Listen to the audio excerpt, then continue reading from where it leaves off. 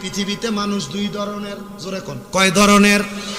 একটা হলো ভালো আর একটা হলো খারাপ, একটা হলো ভালো আর একটা হলো খারাপ। মনোযোগ দেন, ভালো এবং খারাপ। কিন্তু আল্লাহ তাআলা কোরআনুল কারীমের এই আয়াত দিয়া কি বোঝায়? আল্লাহ কয় ইন্নাল্লাযীনা, নিশ্চয় যাহারা কাফারু কুফরি করে, মিন আহলিল কিতাব, যারা আহলে কিতাব, ওয়াল মুশরিকিনা, যারা শিরিক করে। আল্লাহ কয় শোনো জগতের মানুষের দলেরা, ফি নারি জাহান্নামা খালিদিনা ফিহা, এরা জাহান্নামে যাবে, যেই জাহান্নামের নিচের মধ্যে তারা চিরস্থায়ী বাসিন্দা হইয়া থাকবে। ইয়া রাসূলুল্লাহ, ইয়া হাবিবাল্লাহ, নবী গো, আপনার কাছে জানতে চাই এরা কারা? আমার নবী আল্লাহর কোরআন থেকে ঘোষণা করে, উলাইকা হুম শাররুল বারিয়া, এরা হলো পৃথিবীর সবচাইতে নিকৃষ্ট মানুষ, পৃথিবীর সবচাইতে নিকৃষ্ট মানুষ। এবার আসেন, এই আয়াতে তিন প্রকারের মানুষের কথা বলছে। এক নাম্বার যারা কুফরি করে, দুই নাম্বার যারা আহলে কিতাব, তিন নাম্বার যারা মুশরিক, যারা শিরিক করে। এবার আপনার মনে প্রশ্ন, হুজুর কুফরি করে কারা?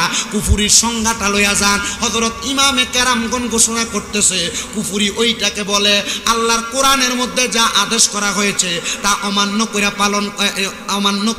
তা পালন না করা, আল্লাহর কোরআনে যা নিষেধ করা হয়েছে তা অমান্য কইরা পালন করা, এটা হলো কুফরি। এটা কি? জোরে কোন,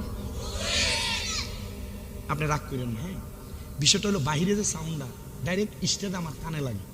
আমি প্রত্যেকদিন মাহফিল করার কারণে আমি চিল্লাইতে আমার কষ্ট হয়। কিন্তু আমি এখন আজকে অনেক চিল্লাইতেছি না ভাই, অনেক চিল্লাইতেছি। কেন? এই বাইরের সাউন্ডটা কানে লাগার কারণে। আপনার স্পিকারের সাউন্ডটা আমার কানে ক্লিয়ার না। স্পিকার কখনো আর এমনি সামনে দিয়ে না, এনে দিবেন স্টেজে, শুধু প্রয়োজনে এই সাইডে দিয়ে থেকে দিবেন। হ্যাঁ, সাউন্ড ভালো, সব কিছু ঠিক আছে, ওই বাইরের সাউন্ডটা এটা কানে লাগে। এখন যেমনি আছে এমনি থাকে, শুধু আপনারা কষ্ট করে বসবেন। একটু মনোযোগ দেন বাবারা। তাহলে কয় প্রকার মানুষের কথা বলছে? তিন প্রকার। এক নাম্বার যারা কুফরি করে, দুই নাম্বার যারা আহলে কিতাব, তিন নাম্বার যারা মুশরিক। আসেন এক নাম্বার কুফরির কথা শুনি। আল্লাহ কয় বান্দা নামাজ পড়ো, নামাজ না পড়লে কাফের না, নামাজ না পড়লে ফাসেক হয়।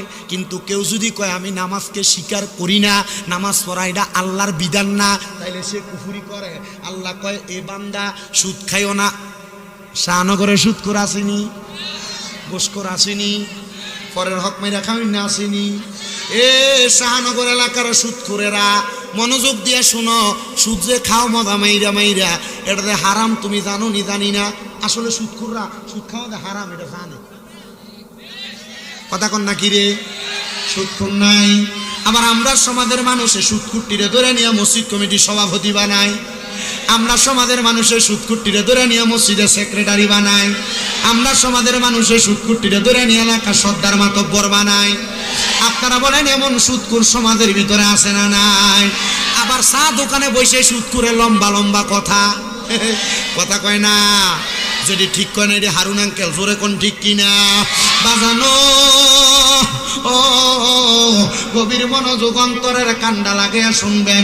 যেই সুদখোরের লম্বা কথা কয়, আজকের পর থেকে আঙ্গুল নামে কথা বলতে বলবা, বাহাদুরি করতে মানা করবা। বলে তুমি হারাম খাও, আল্লাহর কোরআন কয় সুদ খাইও না, তুমি সুদ খাও, হারাম খাও। আল্লাহর নবী রাহমাতুল লিল আলামিন নবী কয়, জগতের উম্মতের দলেরা শুইনা লও, শুইনা লও, শুইনা লও, যারা এ হারাম খানা খাইবো, সুদের টাকা খাইবো, ঘুষের টাকা খাইবো, পরের টাকা খাইবো, জমি দখল করে খাইবো, মানুষের হক মাইরা মিরা মিথ্যা কথা কইয়া খাইব, আমার আল্লাহ তাআলা এদেরকে অন্ধকার কবরে কি শাস্তি দিব জানোনি? বলে কি শাস্তি দিব জানতে চাই? বলে জাহান্নামে গেলে এদেরকে 3000 বছর জাহান্নামের আগুনের মধ্যে পুরাইয়া আমার আল্লাহ তাআলা এদেরকে 3000 বছর পরে তাকাসসুর নামক একটা জায়গায় দাঁড় করাইবো।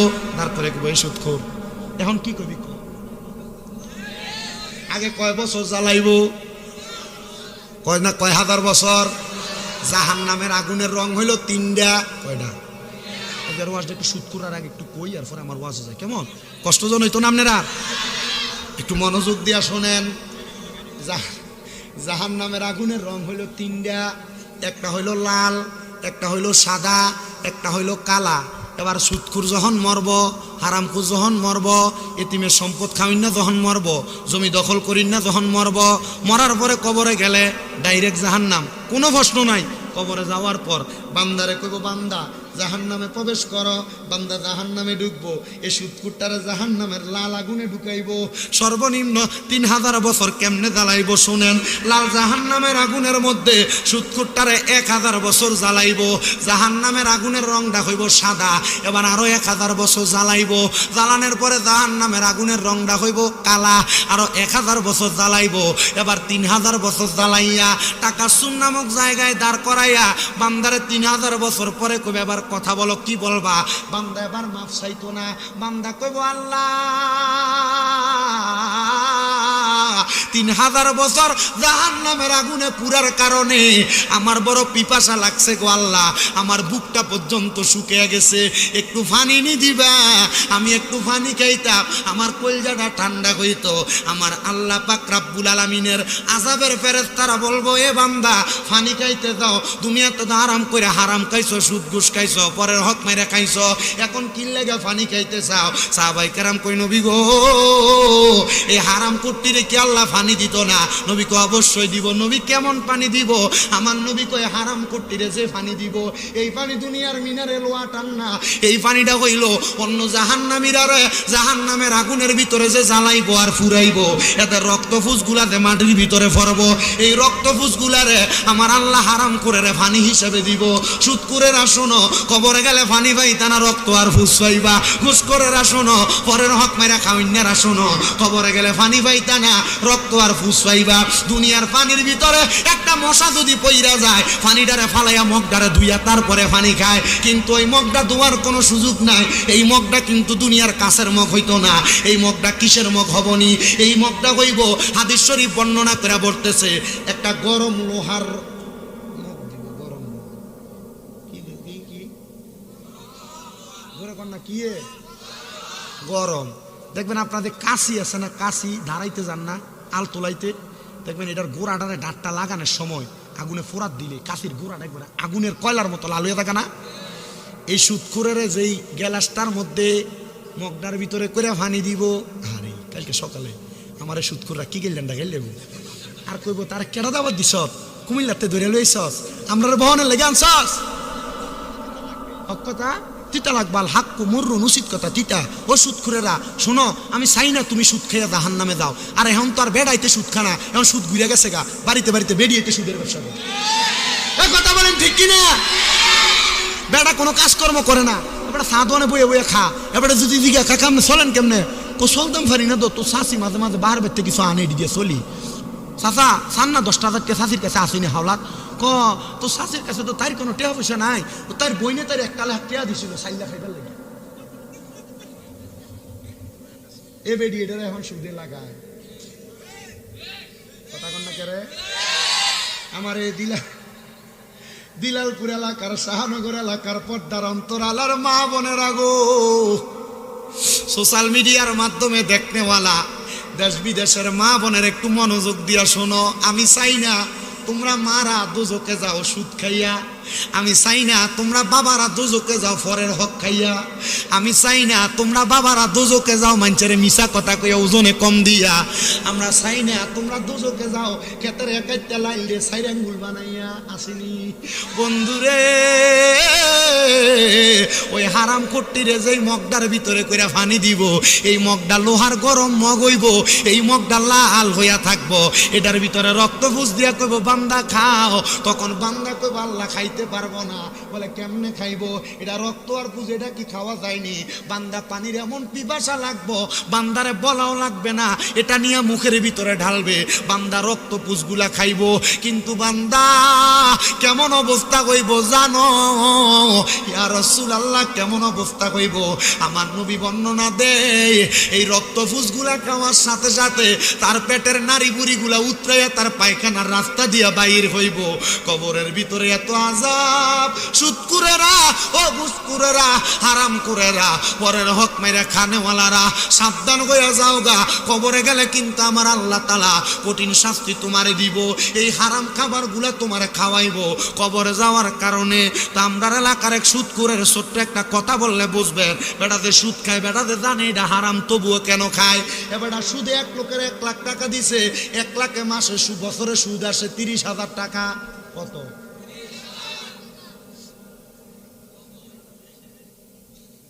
সর্বনিম্ন।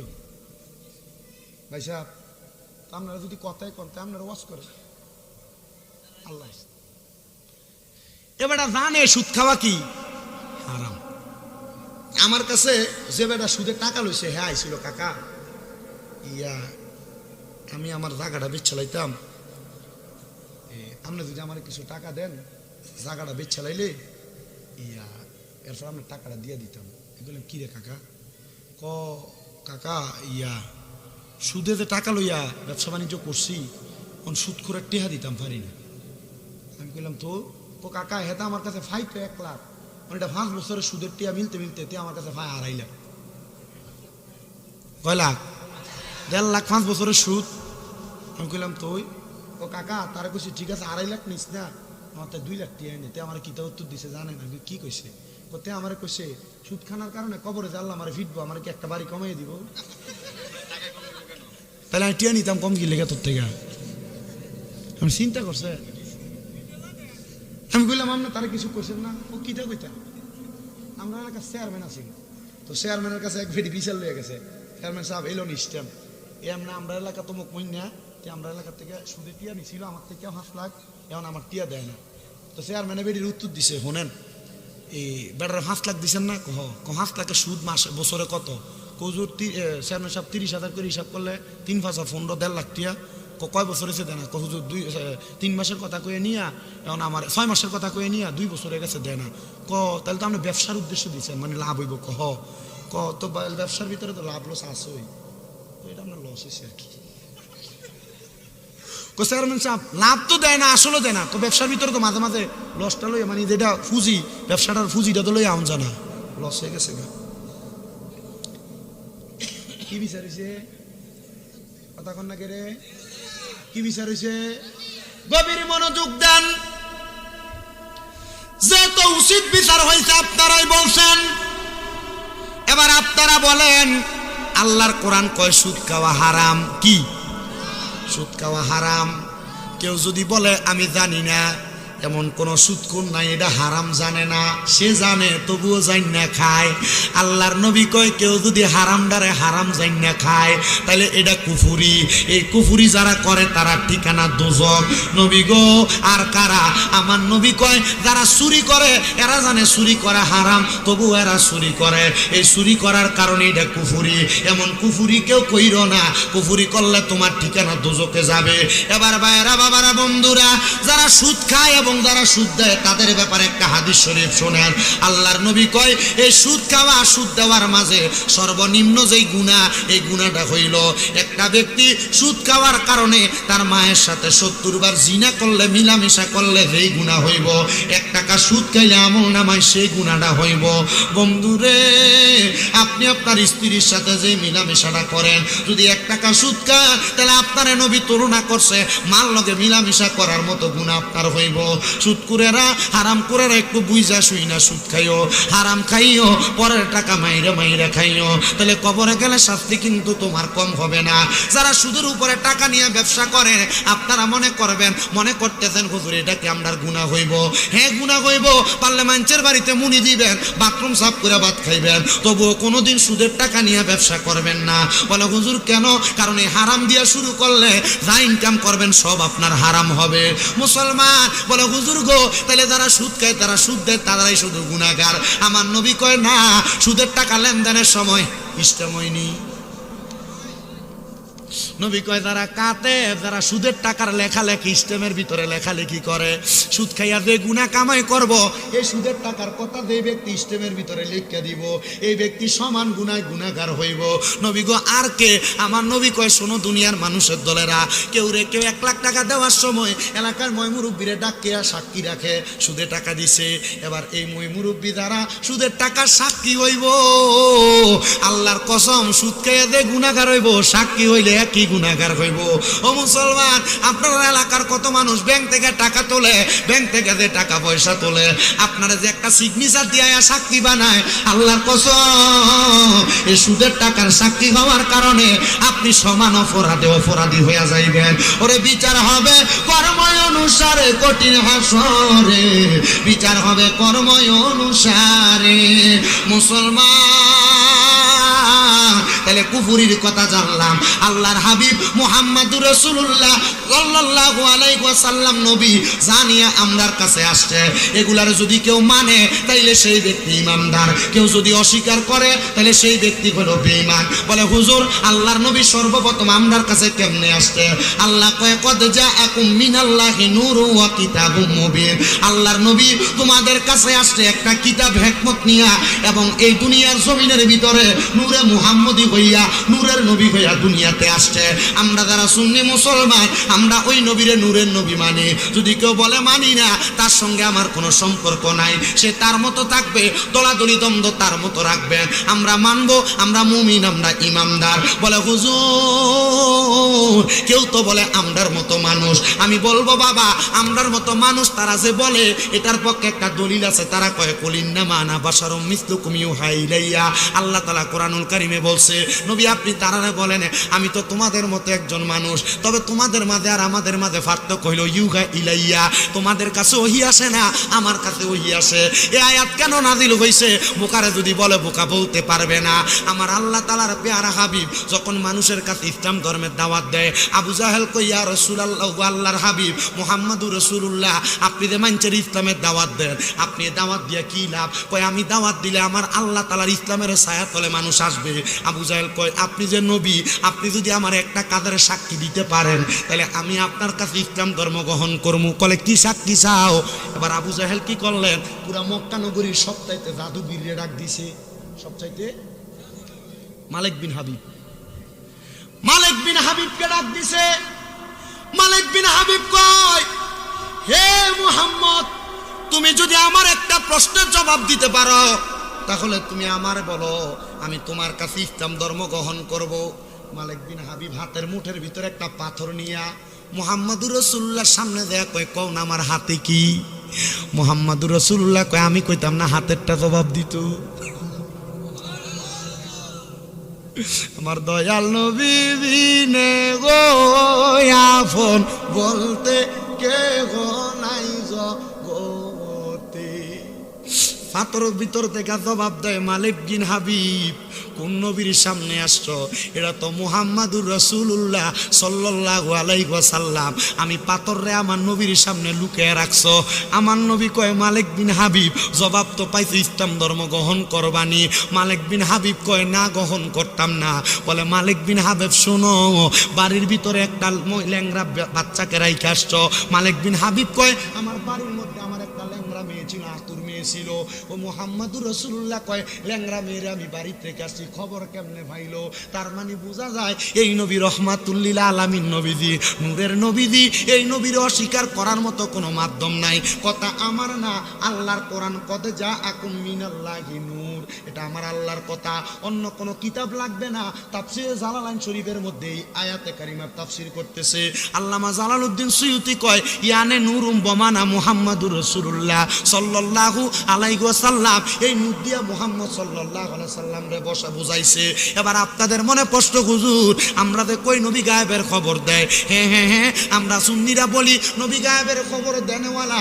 আল্লাহ তাআলা কোরআনুল কারীমে সূরা জিনের শেষ দুই আয়াতের মধ্যে আল্লাহ কয় জগতের মানুষ আমি আমার গায়েবের খবর কাউকে দিই না ইল্লা মানির তাদামির রাসূল, আমার রাসূলকে ছাড়া।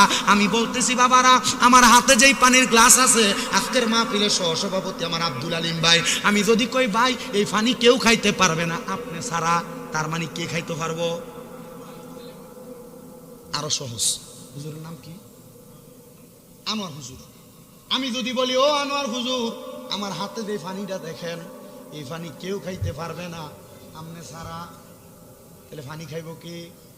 আল্লাহ কয় আমি আমার গায়েবের খবর কেউ রে দিই না আমার রসুলকে ছাড়া। কোরআন শরীফ সূরা জিনের শেষ দুই আয়াত আল্লাহ কয় মানির তা ইল্লা মানির তাদমির রাসূল, আমি আমার রাসূলকে ছাড়া গায়েবের খবর কাউরে দেই না। তার মানে গায়েবের খবর দেয় আমার আল্লাহরে। আমরা কই না নবী নিজে গায়েব জানে, আল্লাহ নবীরে যা জানাই নবী আমার তাই গায়েব জানে। তো এই কোরআনুল কারীম রে আমার আল্লাহ তাআলা নাযিল কইরা আল্লাহ দে বলছে আর রহমান আল্লামাল কোরআন। আমার আল্লাহ তাআলা এই রহমানের কোরআন শরীফ সব আমার নবীর সিনার ভিতরে দিয়া দিছে। তো কোরআনে এমন কোনো কথা নাই যেটা আমার নবী জানে না। কোরআনের ভিতরে আরশ কুরসি লৌহ কলম জান্নাত জাহান্নাম কোনো কিছুর কথা বাদ নাই। আমার আল্লাহ আমার নবীরে জানাইছে, আমার নবী ওই ক্ষেত্রে গায়েব জানি। এবার অনেকের মনে প্রশ্ন, হুজুর আমরা যে নবীরে হাজের ও নাজের বলি, আমরা নবী আমরার কাছে আসে, এটা কোন আকীদা আমরা জানতে বড় ইচ্ছা হয়। হুজুর নবী কেমনে আইয়ে? নবী তো আসতে পারে না।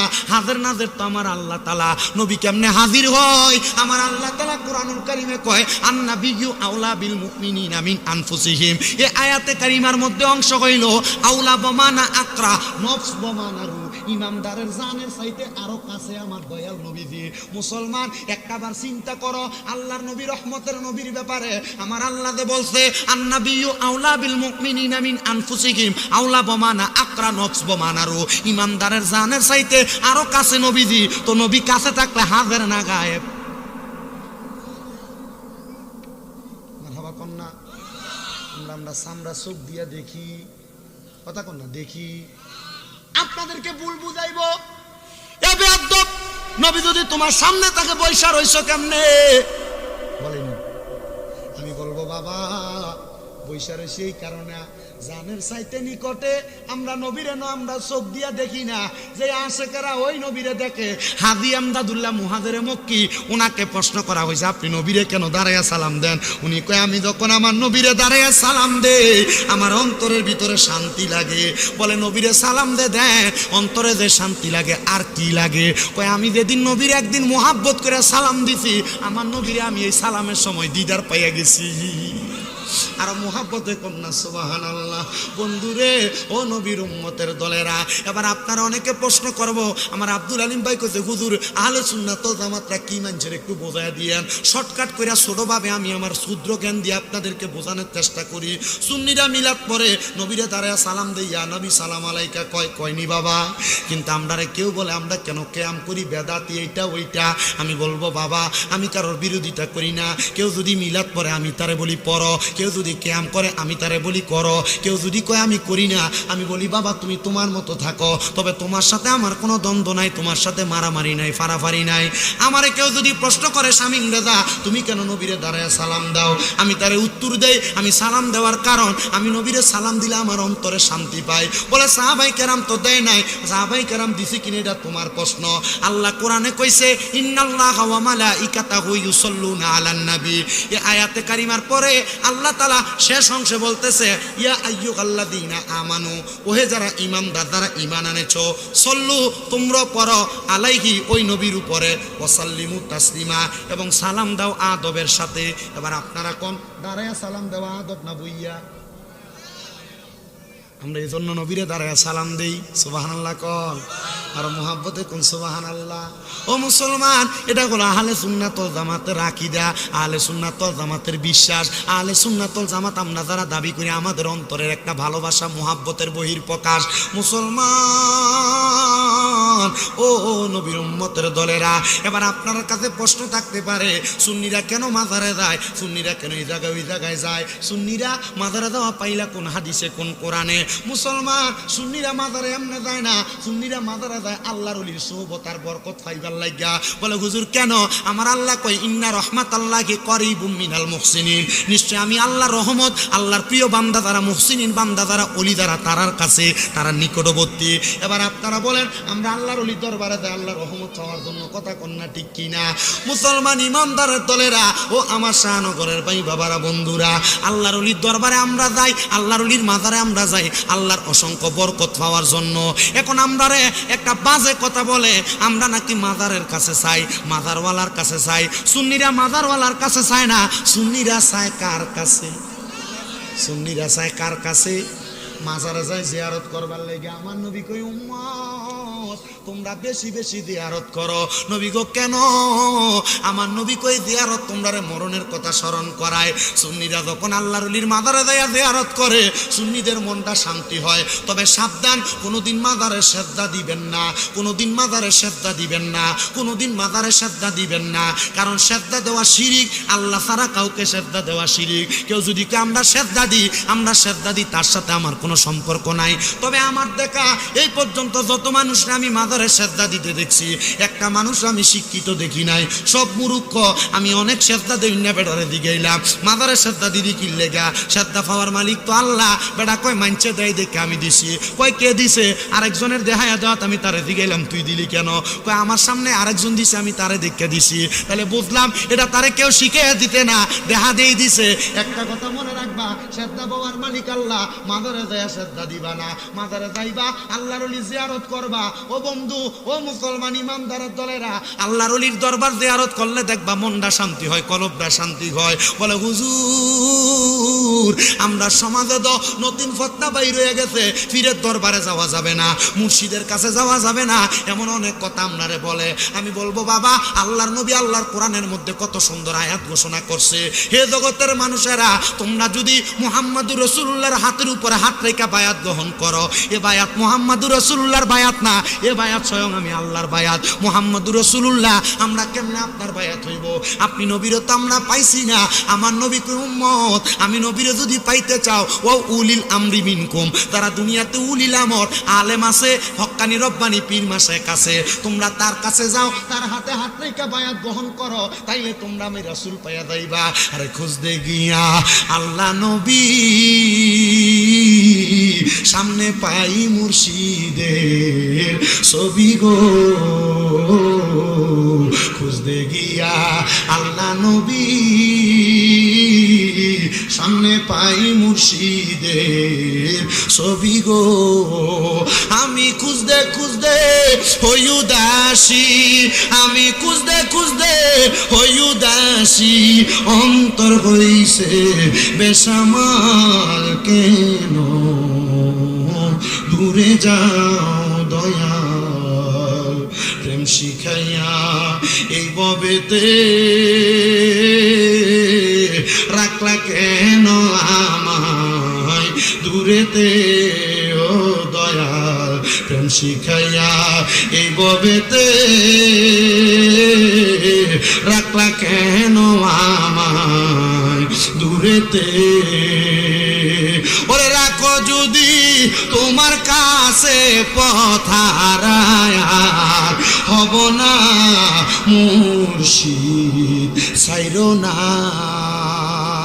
এবার বলেন, পথারা যদি না হইতে চায়, মুর্শিদ ধরার দরকার আছে না নাই?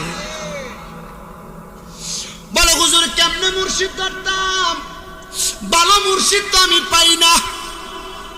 আল্লাহর নবীর হাদিস শরীফ ইবনে মাজাহ শরীফের 303 নম্বর পৃষ্ঠায় সাহাবায়ে কেরাম আমার নবীরে কই, ইয়া রাসূলুল্লাহ, ইয়া হাবিবাল্লাহ, নবী গো আপনার কাছে জানতে চাই, হক্কানি রব্বানি ব্যক্তিরে আপনার উম্মত চিনব কেমনে, হক্কানি ফির কেমনে চিনবেন? আমার নবী কয়, ইবনে মাজাহ শরীফ 303 নম্বর পৃষ্ঠার হাদিস, নবী আমার কয়, আলা উখবিরুকা আমুলুকিল জান্নাহ, আমার নবী কয়, আমি নবী কি তোমাদেরকে জান্নাতের বাদশা সম্পর্কে খবর দিব না? ইয়া রাসূলুল্লাহ, হ্যাঁ আপনি আমাদেরকে জান্নাতের বাদশা সম্পর্কে খবর দেন। নবী কয়, ক্বালা খিয়ারিকুমুল্লাযিনা ইযা রুউ যুকিরাল্লাহু আযজা ওয়া জাল্লা, জান্নাতের বাদশা হইল তারা যাদের চেহারার দিকে চাইলে আল্লাহর কথা মনে হয়। হুজুর কার চেহারার দিকে চাইলে আল্লাহর কথা মনে হয়? এমন হক্কানি পীর, যে হক্কানি পীরের নামাজ রোজা বড় সুন্দর, যে হক্কানি পীরের ঈমান আখলাকটা বড় সুন্দর, যেই পীরটারে দেখলে বোঝা যায় উনি নামাজ পড়ে, রোজা রাখে, উনি হজ যাকাত ইবাদত সবকিছু করে, ওই পীরের দিকে তাকাইলে তোমার আল্লাহর কথা মনে হইব।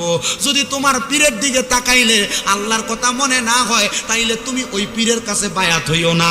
বলে কেন? কারণ আমার নবী কইছে, হক্কানি পীরের দিকে চাইলে কার কথা মনে হইব? আল্লাহর কথা মনে হইব। ও মুসলমানের দলেরা, এমন একজন হক্কানি পীর, যার নাম হযরতে আবুল খায়ের রহমতুল্লাহ আলাইহি, উনি বলতেছে, আমি দুনিয়ার জমিনের মধ্যে যখন ভালোভাবে চলতে লাগলাম, দুনিয়ার খানা পিনা আমার কাছে আর ভালো লাগে না। আমি দেখলাম রে, দুনিয়ার কোনো খাবার যখন আমি খাইয়া ইবাদত করি, একদিন আমি ইবাদত কইরা নামাজের মুসল্লার ভিতরে মুরাকাবায় দাঁড়াইছি, তোমরা অনেকের নামাজ রোজা কবুল হয় না বেপরদা চলার কারণে। তোমরা অনেকের নামাজ রোজা কবুল হয় না জবানের ব্যবহার খারাপ করার কারণে। হে আমার যুবক ভাইরা, মুরব্বী বাবাজিরারে শুইনালো, তোমরা অনেকের নামাজ রোজা কবুল হয় না মা বাবার কলিজা আঘাত দেওয়ার কারণে। তোমরা অনেকের নামাজ রোজা কবুল হয় না মিথ্যা কথা বলার কারণে। তোমরা অনেকের নামাজ রোজা কবুল হয় না হারাম খাওয়ার কারণে। আল্লাহর ওলি ডাক দিয়া কয়, আল্লাহ আমি তো হারামও খাই না, আমি তো মিথ্যা বলি না। ও আল্লাহ, এত কষ্ট করে নামাজ পড়ি, আমার নামাজ কেন কবুল হয় না? আমার আল্লাহ পক্ষ থেকে একটা গায়েবী আওয়াজ আসছে, রে আবুল খায়ের, হে আল্লাহর বান্দা, তুমি বলতেছো তুমি নামাজ পড়ো কিন্তু হালাল খাবার খাও। আবুল খায়ের, জানো তুমি যেই খাবার আজকে এতদিন পর্যন্ত খাইতেছো, এই খাবারগুলার মধ্যে অন্যের হক মিশ্রিত হওয়ার কারণে আজকে অনেক দিন পর্যন্ত তোমার ইবাদত আল্লাহর কাছে কবুল হয় না। আবুল খায়ের কয়, ওই দিন থেকে আমি খানা খাওয়া বন্ধ করে দিছি। কত মানুষ আমার জন্য খানা নিয়ে আসে কিন্তু আমি তার খানাগুলা খাই না। ও মুসলমান, এখানে সেখানে যত রকমের খানা দেখলে খাইয়া ফেলা যাবে না। বলে হুজুর কেন? কারণ এই খানার কারণে তোমার ইবাদত কবুল হবে না। ইবাদত কবুল হওয়ার মূল সত্য হলো হালাল খানা খাওয়া। এইজন সেইজন তোমারে চা খাওয়ায় তার চা খাও, এইজন সেইজন খানা খাওয়াও তার খানা খাও। আমরা হুজুররা সবচাইতে বিপদে, মানুষ দাওয়াত দিয়ে এই ঘর ওই ঘরে খাওয়াই, হারামখোর দাওয়াত দেয়, সুদখোর ঘুষখোর দাওয়াত দেয়, পরের হক মাইরা খাওয়াই না দাওয়াত দেয়। আমরা মাঝে মাঝে চিন্তা করি, আমরার পিছনে যে মানুষ নামাজ পড়ে মানুষের নামাজটি জানি হয়নি। আরে মানুষের নামাজ পড়ার কথা, তারা নামাজ তো হইয়া যাইব, কিন্তু আমার নামাজটা জানি হয়নি। আমি কত মানুষকে বলি, ওয়াজ মাহফিলে বলি, আমরা হারাম টাকা দিয়া খানা খাওয়াইও না। মুসলমান ইমানদার আবুল খায়েরকে আমি খানা বন্ধ করে দিলাম, কোনো মানুষের খানা খাই না। এবার আমি দেখতাছি আকাশ থেকে রিমঝিম রিমঝিম করে বৃষ্টি পড়তেছে। আমার কাছে আমার বলতে কিছু নাই, আমার কাছে আমার একটা সম্পদ ছিল, আমার নামাজের মুসল্লা। আমি আমার নামাজের মুসল্লাটা বৃষ্টির পানির মধ্যে ধুইলাম, ধোয়ার পরে বৃষ্টির পানিতে ভিজাইয়া বৃষ্টির পানি নামাজের মুসল্লার ভিতরে আটকাইলাম। যখন আমার ক্ষুধা লাগে বৃষ্টির পানি চাইপা চাইপা আমি আবুল খায়ের খাই, কিন্তু 5 দিন পরে আমার বৃষ্টির পানি আমার নামাজের মুসল্লা থেকে শুকিয়ে গেছে, আর বৃষ্টি হয় না। আমি বড় হতাশাগ্রস্ত, আমি নামাজ পড়ি, আল্লাহর কাছে কান্দি, ও আল্লাহ এখন তো আর পরের হকও খাই না, আমার নামাজ কি তুমি কবুল করো? হঠাৎ করে আমি ঘুমের ঘরে দেখলাম আমার ঘরের মধ্যে নুরানি চেহারাওয়ালা একটা ব্যক্তি হাজির হয়ে গেছে। জিগাইলাম, কে আপনি? উনি ডাক দিয়া কয়, আমার নাম হলো বেলায়েতের সম্রাট হযরত আলী রাদিয়াল্লাহু তাআলা আনহু। কেমনে গো আপনি আমার ঘরে আসলেন? উনি কয়, আমি একা আসি না, আমার পেছনে তাকায় দেখো কে। বলে কে? বলে উনি হইল মুহাম্মাদুর রাসূলুল্লাহ সাল্লাল্লাহু আলাইহি ওয়াসাল্লাম। ওই নবী কেন আমার ঘরে আসছে? বলে ওই নবী কেন আসছে পরে জানবা। ওনার ডাইনে তাকাও, বলে ওনার ডাইনে দেখা যায় আবু বকর সিদ্দিককে। ওনার বামে তাকাও, বলে ওনার বামে হযরত ওমর রাদিয়াল্লাহু তাআলা আনহুরে দেখা যায়। ওনার পেছনে তাকাও, ওনার পেছনে হযরত ওসমান জিন নুরাইন রাদিয়াল্লাহু তাআলা আনহুরে দেখা যায়। এবার ওই পাগলা ডাক দিয়া কয়, আমি যখন ঘরের মধ্যে কান্না করতে করতে ঘুমায় গেলাম, আমি দেখলাম আমার ঘরে আইসা হযরতে মৌলা আলী আমারে ডাকতাছে। আমি ঘুম থেকে জায়গা গেলাম আর জিজ্ঞাসা করলাম, কেন গো আমারে ডাকেন? বলে রহমতের নবী তোমার ঘরে আসছে, ওঠো ওঠো ওঠো, রহমতের নবীর ডাকে সাড়া দাও। এবার রহমতের নবীর ডাকে সাড়া দিয়া হযরতে আবুল খায়ের আল্লাহর বান্দা ডাক দিয়া কই, ইয়া রাসূলুল্লাহ, ইয়া হাবিবাল্লাহ, নবী গো, ও মায়ার নবী, আজকে অনেক দিন পর্যন্ত আমি নিজে খানা খাই না, কি দিয়ে আপনারে মেহমানদারি করব? কান্না করতে করতে ঘুমিয়ে গেছি। মেঘের পানি খাইয়া আমি আমার সময় কাটাইছি, বৃষ্টির পানি খাইয়া। ও নবী গো, আপনারে মেহমানদারি করার মতো আমার কাছে কিছু নাই, স্বপ্ন দেখতাছে পাগলা। পাগলা কই, ইয়া রাসূলুল্লাহ, কি দিয়া মেহমানদারি করব? আমার নবী কয়, পাগল, ইবাদত কবুল করানোর জন্য পরের হক খাও নাই, মানুষের ঘরে খাও নাই, বৃষ্টির পানি খাইয়া সময় কাটাইছ, ক্ষুধার্ত থাকতে থাকতে ক্ষুধার জ্বালায় নামাজের মুসল্লায় ঘুমায়া গেছ। আমার নবীজি আস্তিন মুবারক তাইকা আবুল খায়ের একটা রুটি বাহির করে দিছে, নে আবুল খায়ের এই রুটিটা খাও, তোমার পেটের ক্ষুধা নিবারণ করো। হযরত আবুল খায়ের কয়, ঘুমের ঘরে স্বপনে রহমতের নবীর হাত থেকে পাওয়া রুটিটা আমি অর্ধেক খাইলাম। খাওয়ার পর দেখলাম আমার নবী আমার ঘর থেকে চলে গেছে। আর হঠাৎ করে আমার ঘুমটা ভাঙ্গা গেছে। ঘুমটা ভাঙ্গার পরে আমি হঠাৎ করে জাগ্রত হইয়া বুঝতে পারলাম এটা আমার স্বপ্নে ছিল। কিন্তু আমি আমার ডান হাতে তাকিয়ে দেখে অর্ধেক রুটি আমার হাতে রইয়া গেছে। তার মানে নূরের নবীর স্বপ্ন দেখা নবী যেই রুটিটা তার হাতের ভিতরে দিছে, এটা স্বপ্নে যদিও দেখা থাকে, রহমতের নবী নিজে তার হাতে রুটি দিছে। আপনি যদি হালাল ভাবে চলার জন্য নবীর মুহাব্বত নিয়ে অন্তরে দুনিয়াতে চলতে পারেন, আল্লাহর কসম ও দুনিয়ার মানুষ, আপনি টাকা পয়সার আশা করা লাগবে না, রহমতের নবীর দরবার থেকে আপনার সহযোগিতা করা লাগবে। জবান খুলে জোরে জোরে বলেন সুবহানাল্লাহ। একজন প্রেমিক আসিল গো সোনার মদিনায়, একজন প্রেমিক আসিল, ওরে যার প্রেমেতে স্বয়ং আল্লাহ দুনিয়া বানায়, আইরে যার প্রেমেতে স্বয়ং আল্লাহ দুনিয়া বানায়, একজন প্রেমিক আসিল গো না, একজন প্রেমিক আসিল, আর ছিলেন আল্লাহ গোপনের গোপন, আরশ কুরসি করিলেন সৃজন, ওরে আল্লাহর নূর হইতে বানায় হাবিবের নূর খানা, হাইরে আল্লাহর নূর হইতে বানায় হাবিবের নূর খানা, একজন প্রেমিক আসি সোনার মদিনায়, একজন প্রেমিক আসিল গো।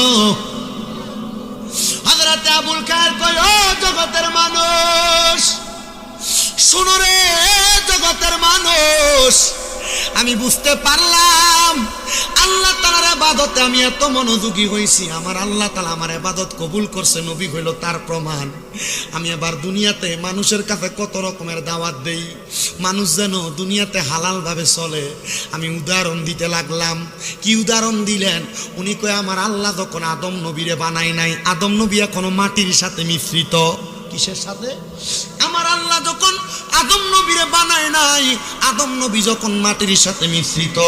আমি এবার লক্ষ্য করে দেখলাম, এবার উনি বর্ণনা দিতেছে ওনার ভক্তদের কাছে হক ব্যক্তি বালা এবং খারাপ চিনার জন্য। আদম নবীরে আমার আল্লাহ বানানোর আগে আমার আল্লাহ তাআলা কিন্তু দুনিয়ার জমিনে আদম নবীরে পাঠানোর অনেক আগে ফেরেশতা নাজিল করছিল। কি ফেরেশতা নাজিল করছে? ওই ফেরেশতা নাজিল করার পরে আদম আলাইহিস সালাতু ওয়াস সালামের দেহটারে মাটির খামির দিয়া বানায়া রাখছে।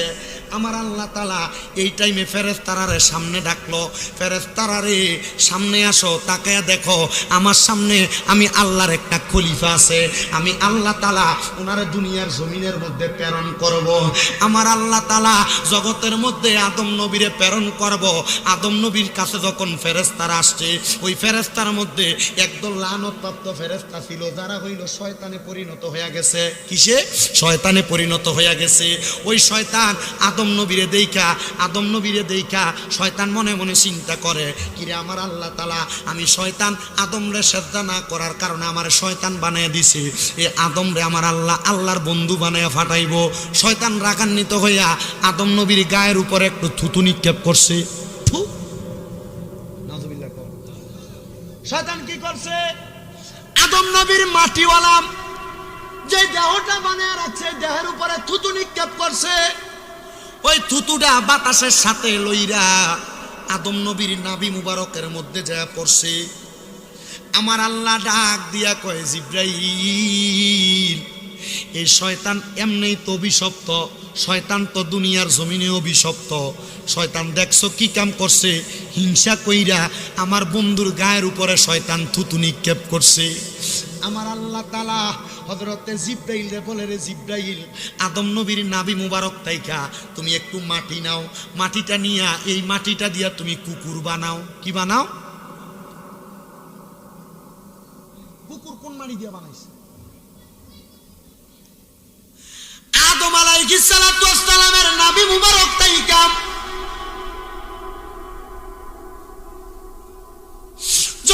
মাটিটা নিয়া কুকুর বানাইছে। এবার আমার আল্লাহ কয় এই আদম নবীর ভিতরে নূরে মুহাম্মদী দাও। আদম নবী জিন্দা হইছে, শয়তান পালায়া গেছে। আদম নবী আমার আল্লাহ তাআলার কুদরতি কদমের মধ্যে শ্রদ্ধা প্রদান করছে। বন্ধুরে দেখবেন এই কুকুরের মাঝে তিনটা স্বভাব দেখা যায়। কুকুর দেখবেন মানুষরে বড় ভালোবাসে। কেন? কারণ কুকুররে বানাইছে আদম নবীর দেহ থেকে মাটি নিয়া। এই কুকুরের মাঝে আরেকটা স্বভাব আছে, সামনে আরেকটা কুকুর আসলে হিংসা করে, ঘাউ ঘাউ কইয়া লইয়া পড়ে। এটার কারণ হইল ওই শয়তানের থুতুটা আদম নবীর শরীরের মধ্যে পড়ছিল, ওই মাটিটা দিয়া কুকুররে আল্লাহ বানাইছে। কুকুরের 3 নাম্বার স্বভাব, কুকুর রাত্রবেলা জায়গা থাকে। এটার কারণ হইল কুকুরের এই শরীরের ভিতরে জিব্রাইলের হাতের পরশ লাগছে। কারণ ফেরেশতারা ঘুমায় না, কুকুর ঘুমায় না। মানুষের পায়ের আওয়াজ পাইলে কুকুর চক্ষু খুলে থাকে।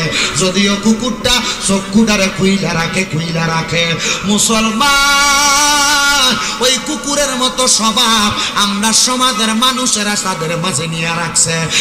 মানুষে দ্বন্দ্ব, মানুষে মারামারি, মানুষে কাটাকাটি, মানুষে হানাহানি, মানুষের মাঝে হিংসা শত্রুতা। আল্লাহর কসম এই কুকুরের স্বভাব নিও না। যদি কুকুরের স্বভাবের মতো তুমি সমাজের মধ্যে চলাফেরা করো, জাহান্নামের আগুনের মধ্যে তোমার জড়া লাগবে, পুরা লাগবে। তাফসীরে রুহুল বয়ানের 600 নম্বর পৃষ্ঠার 2 নম্বর জিলের মধ্যে সুন্দর করে বর্ণনাটা দেওয়া। আমি একটা সুন্দর ইসলামের বাস্তব কাহিনী কিতাব থেকে এই ঘটনাটা পড়ার পরে বুঝতে পারলাম আমার আল্লাহ তাআলা দুনিয়ার জমিনের মধ্যে মানুষ যেমন বানাইছে কুকুররেও তেমন বানাইছে। প্রত্যেকটা জাতিকে বানানোর পেছনে আমার আল্লাহ তাআলা কয়েকটা কার্যকরিতা রাখছে। এর মধ্যে একটা কার্যকরিতা আল্লাহ তাআলা মানবরে বানায়া আমার আল্লাহ কয় বান্দা ওমা খালাকতুল জিন্না ওয়াল ইনসা ইল্লা লিয়াবুদুন। এ বান্দা মানব জাতি আর জিন জাতিকে আমি আল্লাহ তাআলা এমনে বানাই নাই। মানুষ জাতি জিন জাতি তোমরা আমার আল্লাহ তাআলার বেশি ইবাদত করো, কিন্তু আমরা মুসলমান ইবাদত করতে ভালো লাগে না। হে আমার এই আজকের এই বাজিতপুরের দিলালপুরের শাহনগরের যুব সমাজের ভাইয়েরা, যুব সংগঠনের ভাইয়েরা, এলাকার দাড়ি পাকা মুরব্বীরা, ইবাদত করতে কেন ভালো লাগে না? তোমার কি একটু মরণের ভয় হয় না? ওই কবরের আযাবের মধ্যে তোমার এমন শাস্তি দেওয়া হইব, আজরাইল যখন তোমার রূহ কবজ করব, একটা জীবিত বকরিকে চামড়াটা টাইনা ছিললে তার যত কষ্ট হয়, আজরাইল যখন একটা মানুষের শরীর থেকে রূহটা টাইনা নিয়ে যাইব, এত কষ্ট তোমার হইব। আল্লাহর দোহাই লাগে আল্লাহ তাআলার একটু বেশি করে ইবাদত করো। দেখবা আমার আল্লাহ তাআলা তুমি বান্দাটারে দুনিয়া এবং আখিরাতের মধ্যে কামিয়াব বানাইব। কিন্তু বান্দা আল্লাহর ইবাদত করতে তোমার ভালো লাগে না। নামাজের মধ্যে দাঁড়াইলে তোমার নামাজের মধ্যে অস্বস্তি লাগে, নামাজের মধ্যে দাঁড়াইলে নামাজের মধ্যে তোমার মনোযোগ আসে না।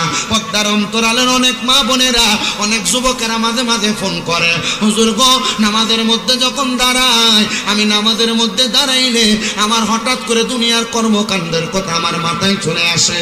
এ যুবক, মরার কথা কি তোমার স্মরণ হয় না? একটা কথা মনে রাখো, রোম দেশের একজন যুবক দুনিয়ার জমিনে চলাফেরা করা অবস্থায় সে ব্যক্তির একটা কাজ ছিল, রোম এলাকার মধ্যে গুইরা নেশা করতো। নেশা করতে ওই যুবকটা একদিন মাতাল অবস্থায় রোমের একটা মসজিদের দরজার মধ্যে লম্বা হয়ে শুয়ে রয়েছে। যুবকের কাম কি ছিল? নেশা খাওয়া। আমরা এলাকাত নাই বাবা ইয়াবা ফেন্সিডেল গাঞ্জা খা। আমার কাছে মাঝে বিচার দেয়, বাবা খায় বেশি, বাবা খোর। আমার কাছে একদিন মাঝে মানছি বিচার দেয়, হুজুর ফুতে বলে বাবা খা। আমারও তো কোনোদিন খাইলো না। আমি তো চাচা, হে বাবা না এই কথা কয় না। মুসলমান ইমানদার, নেশা যারা করো শুই না, আল্লাহর নবী কয় নেশা করার সময় তার ঈমান থাকে না, তার ঈমান তার কাছ থেকে চইলা যায়। হে আমার এই বাজিতপুরের যুবক, হে আমার বাজিতপুরের মুরব্বী বাবারা, যারা নেশা করো পারলে দাও, তোমার হাত আমার সামনে দাও, পাও আমার সামনে দাও, আমি তোমার পায়ে দইরা বলি নেশার দিকে তুমি তোমার কদম বাড়াইও না। এই নেশাখোরদের জন্য শাস্তি হইল আমার আল্লাহ তাআলা তাদেরকে লাঞ্ছনাদায়ক আযাবুন শাদীদ যন্ত্রণাদায়ক শাস্তি দিবে। ওই যুবকটা রোমের বড় মসজিদের সামনে দাঁড়াইয়া যখন সেই ব্যক্তি নেশা কইরা মসজিদের সামনে লম্বা লম্বি হয়ে দাঁড়ায় আছে, রোমের বড় মসজিদের ইমাম কই ফজরের নামাজ আমি পড়তে আসলাম, আসার পর দেখলাম এই ছেলেটা নেশা কইরা মসজিদের দরজার মধ্যে শুয়া রইল। তারা জিগাইলাম, এর যুবক নেশা কেন করলা? তুমি কি জানো না আল্লাহর কোরআন রাসূলের হাদিস নেশা করাকে হারাম বলছে? এই আমার শাহনগরের যুবকেরা যারা ইয়াবা সেবন করে, যারা মদ সেবন করে, যারা গাঞ্জা সেবন করে, এই তাদেরকে আমি বলে দিয়ে যাই এই নেশার কারণে আল্লাহ তাআলার কঠিন শাস্তি তুমি সহ্য করতে পারবা না। ওই রোম দেশের মসজিদের ইমাম ডাক দিয়া কয়, আমি ওই যুবকটারে উঠাইলাম, উঠে তারা আমার ঘরের মধ্যে নিয়ে শোয়াইলাম। এলাকার সব মানুষ আমার বিরোধিতা করে, কিরে তাকে দেখো একজন নেশা করে আমরা মসজিদের ইমাম তার ঘরের মধ্যে নিয়ে রাখতেছে। কারণ কি ইমাম সাহেব আপনার কাছে আমরা জানতে চাই আপনি কেন একটা নেশা করে জায়গা দিলেন? উনি বলে আমি চেষ্টা করব তাদেরকে হিদিনাস সিরাতাল মুস্তাকিম হেদায়েতের পথে আনার জন্য। এবার উনি ডাক দিয়ে কয়, এ যুবক ভাই তুমি কেন নেশা করো, নেশা করার কারণ বলো। যখন তার হুঁশ ফিরল সে ডাক দিয়ে কয়, হুজুর আমার জন্মের আগে আমার আব্বাজান মারা গেছে, জন্মের পরে আমার আম্মাজান মারা গেছে, আমার চাচা এবং আমার জেঠা, আমার ফুফু, আমার আত্মীয় স্বজন অনেকে আছে, কিন্তু তারা আমারে ঠিক তেমন ভাবে মানুষ করে নাই যেমন ভাবে মানুষ হইলে আমি নেশা করব না। তারা আমার দায়িত্ব ছেড়ে দিয়েছে হুজুর, তারা আমাকে অবহেলা করতে লাগলো। আমি অবহেলা পাইতে পাইতে আমার ঘর ত্যাগ করলাম, আমার বাড়ি ত্যাগ করলাম। এবার রাস্তা নিয়ে যখন হাঁটি, আমার বন্ধু বান্ধবের সঙ্গে চলাফেরা করি, তারা আমারে মদের বাটিখানায় নিয়ে আমারে মদ পান করায়। দেখবেন এই এলাকার মধ্যে যারা যারা সিগারেট খায় তারা একবার জিগাইলাম তুমি কেন সিগারেট খাও? দেখবেন আপনার উত্তর একদিন আমার এক বন্ধু কইছিল একটা টান দেশ না কি হইব, এই একটা টান দেশ না কি হইব কইয়া যে ধরাইছে আবার প্রত্যেক দিন ওই খায়। আমরা মনে হয় বুঝতেছেন না, এলাকায় যারা যারা সিগারেট খায় জিগেন তুই সিগারেট খানা কার কাছে শিখছ? একদিন আমার এক বন্ধু একবার কইছিল একটা টান দে কি হইব, এই একটা টান কি হইব তাকে প্রত্যেক দিন। কথা কয় না কা? হ্যাঁ ঠিক মিলছে কথাটা না? ওরে মন বাঙ্গায় আর মসজিদ বাঙ্গা বাঙ্গায় আল্লাহর কাবাগর, বাঙ্গায় আল্লাহর কাবাগর, মন মন্দিরে খোদার বাড়ি, ওরে মন মন্দিরে খোদার বাড়ি, কষ্ট দিস না তার ভিতর। মন বাঙ্গায় আর মসজিদ বাঙ্গা বাঙ্গায় আল্লাহর কাবাগর, বাঙ্গায় আল্লাহর কাবাগর, মন মন্দিরে খোদায় আছে, কষ্ট দিস না তার ভিতর। ওরে আসল কাবা না চিনিয়া